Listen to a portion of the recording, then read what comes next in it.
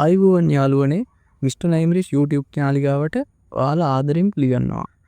මම අද ඔයාලට අරගෙන ආවේ නයිමරිස් පැලයක් නිවැරදිව පොට් එකක හිටවන්නේ කොහොමද කියලා දෙන්න.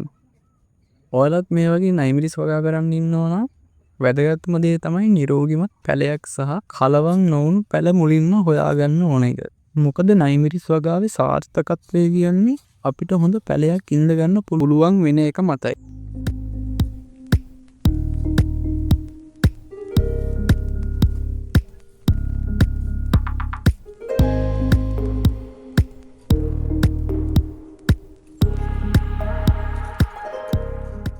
ගොඩක් අය මේ දවස්වල නයිමරිස් වගා කරනවා. නමුත් නිවැරදි පැලයක් ලබා ගන්නේ ටික දෙනෙක් විතරයි.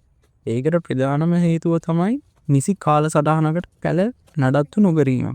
ඔයාලත් නයිමරිස් වගා කරන්න පටන් ගන්න ඉන්නවා නම් නිවැරදි පැල තෝරා ගන්න ඕන, හොඳ පොහොර සරස්මක් හදා ගන්න ඕන, නියමිත කාලයේදී නඩත්තු කටයුතු කරන්න ඕන. මම ඉස්සරහට වීඩියෝ අරන් ඉන්නම් පොහොර, කුමිනාශක, ගස් කප්පාදු කරන්න ඕන කාලය, ඒ හැමදේම වීඩියෝ වලින් ඔයාලට අරගෙන එන්නම්. අපිව සබ්ස්ක්‍රයිබ් කරලා තියාගන්න. ඔයාලා පොට් එකේ පැලයක් ඉඳද්දි ඔයාලට තියෙන පොඩ් ගානේ පොඩියට වලවල් ටික හාරගෙන ඉන්න. වලවල් ටික හාරගත්තට පස්සේ මේ ආකාරයට පැලයේ කඳ හරියෙන් නැගිලි දෙක අතරට දාලා සෙමින් ඉටි බෑග් එක ගලවලා ගන්න. එතකොට මූල පද්ධතියට හානියක් වෙන්නේ නැහැ. ඊට පස්සේ පැලයේ හිටවද්දි පැලයේ කඳ ගොඩක් පස් වලට යට කරන්නේ නැහැ. පැකට් එකේ තිබ්බ පස් ප්‍රමාණයටම පැලයේ ඉඳ ගන්නවා. පැලයේ කඳ පස් යටට වුණොත් කඳ තැම්බිලා පැලේ කඩන් වැටෙනවා.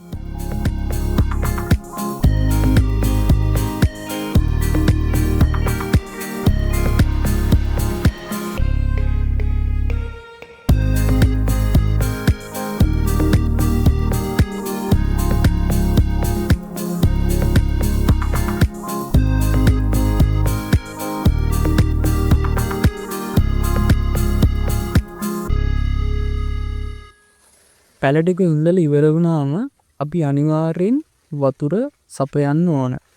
මේ විදිහට ස්ප්‍රේ බොටල් එකකින් පත්‍ර මතටයි මූල පද්ධතියටයි වතුර වැටෙන ආකාරයට වතුර සපයා ගන්න ඕන.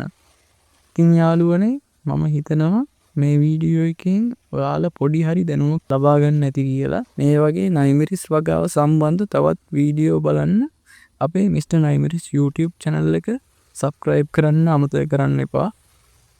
වීඩියෝ එක වටිනවා නම් like එකක් දාන්න, ඔබේ අදහස් කමෙන්ට් එකක් දාන්න. එහෙනම් අදට ගිහින් එන්න. තවත් මේ වගේ වීඩියෝ එකකින් හමු වෙමු.